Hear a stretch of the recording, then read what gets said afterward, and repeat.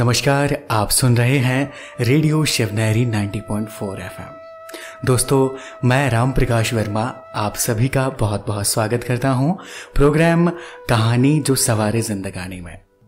आज की कहानी हम सभी के बीच लेकर आ रही हैं हेमलता जी। एक कहानी सुनेंगे जिसका शीर्षक है कोयले का टुकड़ा। चलिए सुनते हैं। अमित एक मध्यम वर्गीय परिवार का लड़का था।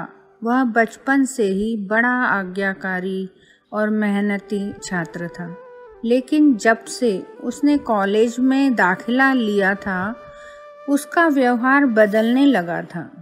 अब ना तो वो पहले की तरह मेहनत करता और ना ही अपने माँ बाप की सुनता।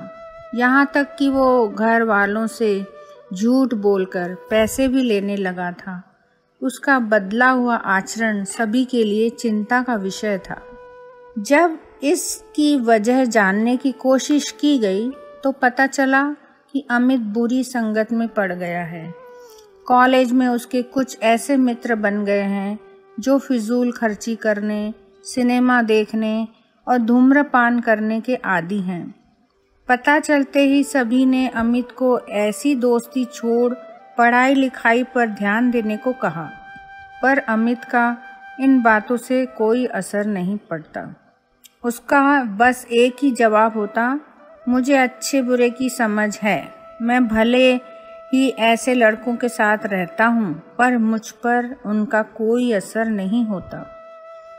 दिन ऐसे ही बीतते गए और धीरे धीरे परीक्षा के दिन आ गए।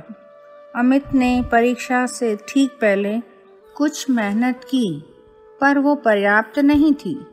वह एक विषय में फेल हो गया। हमेशा अच्छे नंबरों से पास होने वाले अमित के लिए ये किसी जोरदार झटके से कम नहीं था। वह बिल्कुल टूट सा गया। अब ना तो वह घर से निकलता और ना ही किसी से बात करता। बस दिन रात अपने कमरे में पड़े कुछ सोचता रहता। उसकी यह स्थिति देख परिवारजन और भी चिंता में पड़ गए। सभी ने उसे पिछला रिजल्ट भूल आगे से मेहनत करने की सलाह दी, पर अमित को तो मानो सांप सूंघ चुका था। फेल होने के दुख से वो उबर ही नहीं पा रहा था। जब ये बात अमित के पिछले स्कूल के प्रिंसिपल को पता चली तो उन्हें यकीन नहीं हुआ। अमित उनके प्रिय छात्रों में से एक था और उसकी यह स्थिति जान उन्हें बहुत दुख हुआ। उन्होंने निश्चय किया कि वो अमित को इस स्थिति से जरूर निकालेंगे। इसी प्रयोजन से उन्होंने एक दिन अमित को अपने घर बुलाया। प्रिंसिपल साहब बाहर बैठे अंगीठी ताप रहे थे। अमित उनके बगल में बैठ गया। अमित बिल्कुल चुप था और प्रिंसिपल साहब भी कुछ नहीं बोल रहे थे। 10-15 मिनट ऐसे ही बीत गए, पर किसी ने एक शब्द नहीं कहा। फिर अचानक प्रिंसिपल साहब उठे और चिमटे से कोयले के एक धधकते हुए टुकड़े को निकाल मिट्टी में डाल दिया। वह टुकड़ा कुछ देर तो गर्मी देता रहा, पर अंततः ठंडा पड़कर बुझ गया। कि जैसे उसने अमित ने देखा कि वो जो कोयले का टुकड़ा ठंडा पड़ गया था, बुझ गया था, तो उसको देखकर अचानक उसको उत्सुकता हुई और वो बोला, प्रिंसिपल साहब, आपने उस कोयले के टुकड़े को मिट्टी में क्यों डाल दिया? ऐसे तो वो बेकार हो गया। अगर आप उसे अंगीठी में ही रहने देते तो अन्य टुकड़ों की तरह वो भी गर्मी देने के काम आता। यह सुनकर प्रिंसिपल साहब मुस्कुराए और बोले, बेटा, कुछ देर अंगीठी में जाकर बाहर रहने से वो बाहर टुकड़ा बेकार नहीं हुआ। लो, मैं उसे दोबारा अंगीठी में डाल देता हूँ। और ऐसा करते हुए उन्होंने टुकड़ा अंगीठी में डाल दिया। अंगीठी में जाते ही वह टुकड़ा वापस धधक कर जलने लगा और पुनः गर्मी प्रदान करने लगा। प्रिंसिपल साहब बोले, कुछ समझे अमित? तुम उस कोयले के टुकड़े के समान ही तो हो। पहले जब तुम अच्छी संगत में रहते थे, मेहनत करते थे, माता पिता का कहना मानते थे, तो तुम अच्छे नंबरों से पास होते थे। पर जैसे वो टुकड़ा कुछ देर के लिए मिट्टी में चला गया और बुझ गया, तो तुम भी गलत संगति में पड़ गए और परिणाम स्वरूप फेल हो गए।